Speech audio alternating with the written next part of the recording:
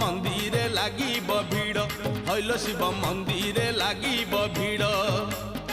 पहिली दर्शन पहिली घर्षण पहिली दर्शन पहिली घर्षण पहिली पंडा पहिली धंडा पहिली भोग पहिली जोग पहिली भगत बड़ राति पाहिले पाहिले राति पाहिले जागर शिव मंदिरे लागिब भीड़ हईल शिव मंदिरे लागिब भीड़।